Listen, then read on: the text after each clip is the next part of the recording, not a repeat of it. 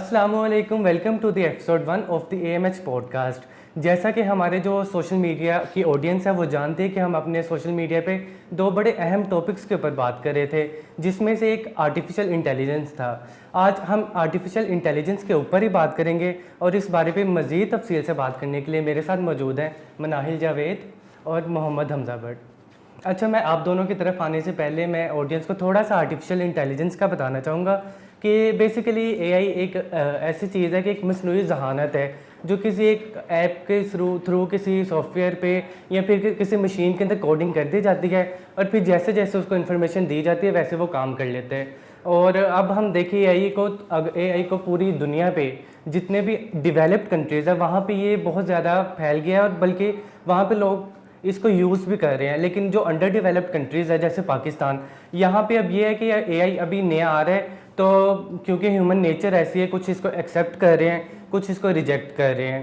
तब इसी सारे सिलसिले पे बात करेंगे। तो मेरा सबसे पहला सवाल मिनाहिल आपसे है कि जैसे आप इसी सिनेरियो को मद्देनज़र रखते हुए आप ये बताएं कि जो AI है वो पाकिस्तान पे आ गया और कुछ लोग घबरा रहे हैं, कुछ इसको एक्सेप्ट कर रहे हैं, तो आप बताएं AI को हम टैकल कैसे कर सकते हैं? अस्सलाम वालेकुम। सबसे पहले तो हम अब्दुर्रहमान मैं इस तरह से कहूँगी कि टैकल इस तरह से कर सकते हैं। बेसिकली जैसे फ्रीलांसर्स हैं, ठीक है, बाहर के आप कंट्रीज़ में देख लें कि वो मतलब काम करते हैं, लर्न करते हैं चीज़ों को।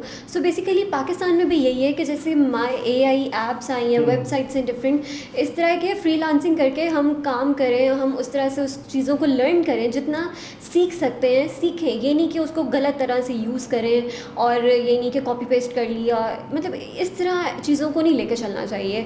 बेसिकली मकसद यही है कि अगर कोई नई चीज़ आई है तो उससे सीखे कि वो मतलब क्या हमें सिखाना चाह रही है या हमें वो किस तरह का डेटा प्रोवाइड कर रही है। बेसिकली इसका काम ही यही है। ये आपने बड़ी अच्छी बात की। बेसिकली आप फ्रीलांसर्स की बात कर रही थी, वो जो अर्निंग कर सकते हैं और लर्निंग प्रोसेस है, तो हमारे पास बड़ी ऐप्स भी हैं। और ये नहीं कि फ्रीलांसर्स जो हैं यहाँ पे वो यहाँ पे कम है या कमा नहीं रहे, यहाँ पे ज़्यादा पाकिस्तानी लोग फ्रीलांसर्स हैं, तो उनको चाहिए कि AI को अडॉप्ट करें ताकि वो इस फील्ड को भी ज़रा कर सके ग्रैब।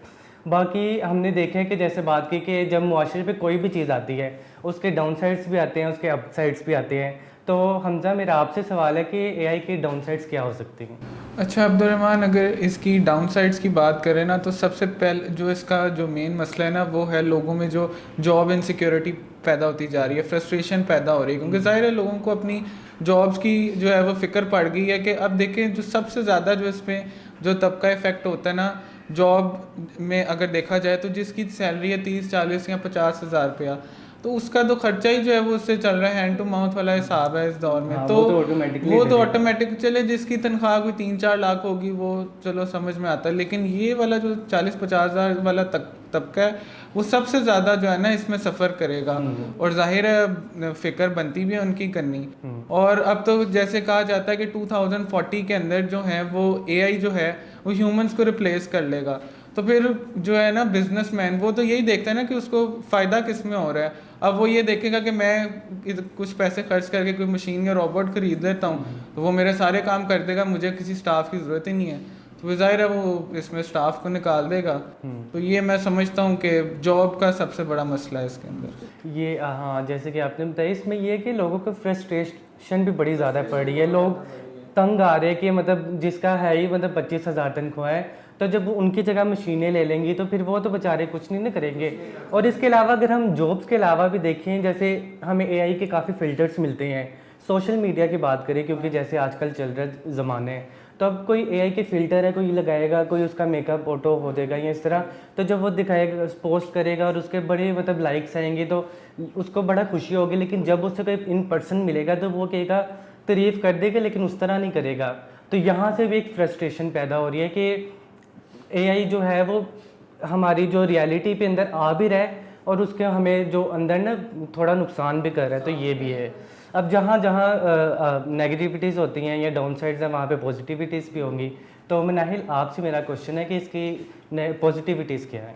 पॉजिटिविटीज़ की अगर मैं बात करूँ तो मुझे ऐसा लगता है कि ये बहुत लाइफ को इजी कर रहा है। ठीक है, पहले होता था कि आप स्टूडेंट्स की अगर मैं बात करूँ तो वो अपनी असाइनमेंट्स खुद करते थे, लेकिन आजकल के अगर मैं टाइम पे देखूँ तो सबको ये है कि ChatGPT से कर लेंगे। अब तो माई AI ऐप आ गई है, स्नैपचैट पे आ गई है, जितने भी गूगल ऐप्स हैं उनके ऊपर AI का काफ़ी हद तक मुझे लगता है वहाँ भी आ चुकी हैं। तो मतलब यही होता है कि हर तरह से लाइफ को इतना ईजी कर दिया है कि हम कुछ भी उनसे लिखवा सकते हैं, अपनी CV तैयार कर सकते हैं, किसी को मैसेज करना है हम वो लिख सकते हैं, किसी को मेल भेजनी है वो मतलब उसके ऊपर टाइप कर सकते हैं। तो आई थिंक मेरे नज़रिए से अगर मैं देखूं तो मुझे ऐसा लगता है कि लाइफ को बहुत ही ज़्यादा इजी करती है। अच्छा, ये मिनाहिल ने जैसे बात की और इसके अलावा हमजा ने भी बात की, तो मैं इसमें सबसे पहले ना टाइप्स बताना चाहूँगा कि इसमें टाइप्स आती हैं। सबसे पहले आती है कि नैरो इंटेलिजेंस, फिर जनरल इंटेलिजेंस और फिर जो लास्ट पे आता है सुपर इंटेलिजेंस। अब जैसे आपने बात की हमजा ने कि 2040 के अंदर जो ह्यूमंस ओवरटेक कर देगा या फिर जो रिप्लेसमेंट हो जाएगी मशीन्स की ह्यूमन के साथ, तो ये इसको सुपर इंटेलिजेंस कहते हैं। यानी कि इसमें एम जो है वो ये है कि 2040 या 2050 के दौरान मशीन्स इस टाइप के हो जाएंगे कि वो बिल्कुल ही ह्यूमंस की तरह परफॉर्म करने लगेंगे। अब इसी तरह हम अगर बात करें जनरल या नैरो की, तो ये वही है कि अभी भी ये हमारे अंदर ही मौजूद है। ये नहीं है कि ये कोई नई चीज़ आई है। आप फिल्टर्स को देख लें, आप अलेक्सा को देख लें, अलेक्सा ये कर दे, अलेक्सा वगैरह वगैरह। इसके अलावा आप देखें कि ऑटो पायलट का जो सिस्टम आया ये भी बड़ा पुराना है, अब का नहीं है। तो वो एक सिस्टम, और अब तो वो ड्राइवर्स के भी आ रही है कि ऑटो ड्राइविंग है, आप लोगों को पता होगा। तो अब जो ड्रग ड्राइवर्स हैं, अगर उनके पास जो गाड़ियाँ इस तरह की लेते हैं तो वो ऑटो ड्राइव भी कर सकते हैं। या फिर अब इसमें ये है कि ह्यूमन एरर भी आ सकता है, मशीन एरर भी आ जाता है, तो वो तो एक अलग चीज़ है, लेकिन हमें कहीं ना कहीं इसका बेनिफिट हो रहा है। इसके अलावा हम देखें जो रेटिनल सर्जरी की आंखों की, वो भी AI है, वो आंखों को डिटेक्ट करती है और फिर आपकी पूरी सर्जरी प्रोसेस होता है। तो इस तरह हम इसको टैकल कर सकते हैं। बाकी मेरा अगला सवाल आप दोनों से है कि AI की बात हो रही है तो ह्यूमन कनेक्शंस की भी इसके अंदर बात आएगी, क्योंकि ह्यूमन और मशीन्स की बात है। तो आप दोनों को क्या लगता है कितना कनेक्शन है AI का और मशीन्स का ह्यूमंस के साथ? अच्छा, मुझे बेसिकली लगता है कि अगर मैं ह्यूमन कनेक्शन की बात करूँ तो मुझे लगता है कि ये बढ़ता जा रहा है। मैंने रिसेंटली मैं कहीं पे पढ़ रही थी तो वहाँ पे ये था कि नेटफ्लिक्स पे एक ऐसी कोई सीरीज़ आई थी, तो उसमें भी यही स्टोरी बताई गई थी कि जो वुमन है मतलब वही ऐसे किसी रोबोट के साथ बात कर रही थी, उसको बिल्कुल भी नहीं था पता, उसको यही था कि कोई फ्रेंड है और ये सब कुछ।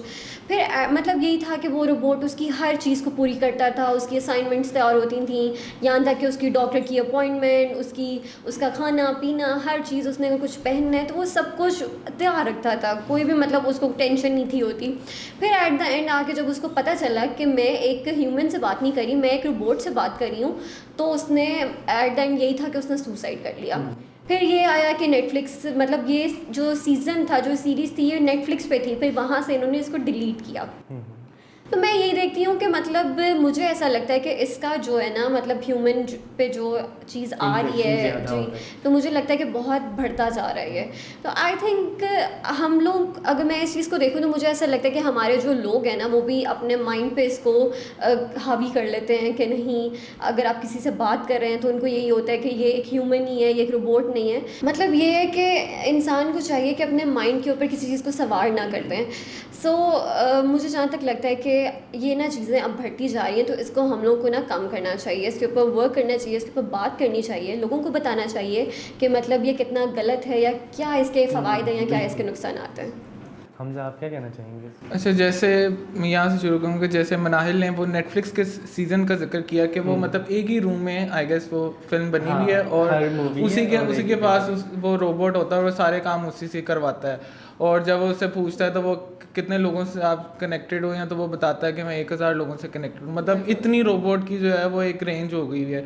तो अब अगर तो ये AI की ह्यूमन इंटरेक्शन के साथ देखी जाए तो इसकी जो ह्यूमन के साथ इंटरेक्शन है वो बढ़ती जा रही है, ह्यूमन के साथ इंटरेक्शन जो है ना वो कम होती जा रही है। एक रोबोट अगर आप रख लेते हैं या इस तरह की कोई AI मशीन, तो आपको किसी फैमिली मेम्बर की ज़रूरत नहीं है, वो सारे आपके काम कर लेगा और आपको जो है वो कोई ज़रूरत नहीं है। तो जाहिर है फिर इससे आपका काफ़ी ज़्यादा लाइफ भी अफेक्ट होती है, ब्रेन पे भी काफ़ी इफेक्ट पड़ता है, और आपका सोशल सर्कल जो है वो मतलब छोटा हो जाता है। तो मेरा ख्याल है कि इन चीज़ों पे ओवरकम करने की ज़रूरत है। AI को आप अपनाएं, ये नहीं कोई बुरी चीज़ नहीं है, लेकिन एक हद तक। ये नहीं है कि आप अपनी सोशल लाइफ ह्यूमन का ह्यूमन से जो इंटरेक्शन है वो ही आप ख़त्म करते जाएं।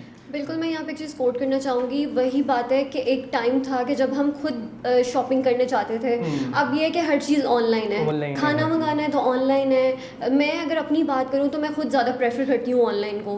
घर में सारा कुछ मंगवा लिया, बाहर ना जाना पड़े।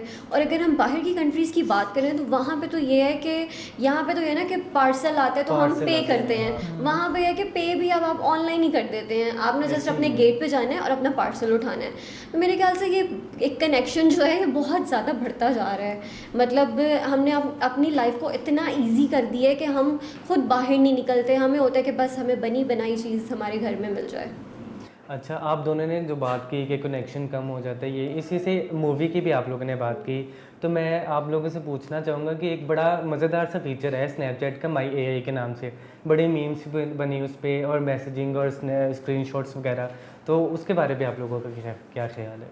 माई एआई मुझे लगता है कि ऑब्वियसली वो ही है कि लाइफ इजी। मतलब ये है कि मुझे लगता है कि इस मतलब ये जो ऐप है ना इसको नहीं होना चाहिए।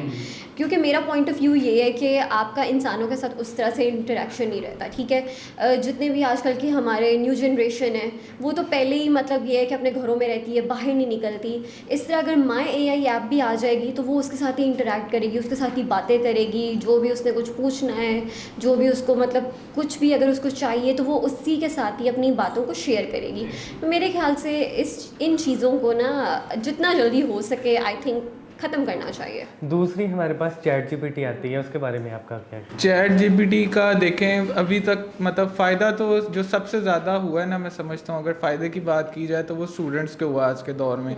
मतलब जो है ना स्टूडेंट्स जो है वो मतलब, और अब तो फीचर्स भी उसके ऊपर इतने ज़्यादा आ गए हैं। पहले आहिस्ता आहिस्ता डेवलपमेंट्स आ रही हैं, आप उसको डाटा देते हैं वो पूरा का पूरा स्क्रिप्ट लिख के आपको दे देता है। तो काफ़ी ज़्यादा जो है ना इसमें चेंजिंग आ रही है। लेकिन मेरा ख्याल है इतना भी इंसान को इजी नहीं करना चाहिए कि बिल्कुल ही इंसान फिर सुस्ती भी इंसान में आ जाती है। तो मेरा ख्याल है कि इस चीज़ को एक लेवल पे आप करें लेकिन हद से ज़्यादा ना जाएं। आप दोनों ने थैंक यू सो मच, बड़ी अच्छी बात बताई। बाकी चैट जीपीटी के बात कर रहे थे कि तो अब जो स्टूडेंट्स हैं वो इससे ये नहीं है कि बिल्कुल ही बनी बनाई खीर यूज़ कर लें, ऐसा नहीं है। आप इससे काफ़ी ज़्यादा इन्फॉर्मेशन पूछ सकते हैं, काफ़ी वेबसाइट्स का पूछ सकते हैं। अगर आप कोई फोटोग्राफर है तो वो कोई वेबसाइट्स पूछ लें, कंपटीशंस का पूछ लें, तो आप इस तरह कर सकते हैं। बाकी thank you for watching episode 1 of the AMH podcast. आपसे फिर से मुलाकात होगी इंशाल्लाह नेक्स्ट एपिसोड पे। तब तक के लिए अल्लाह हाफिज़।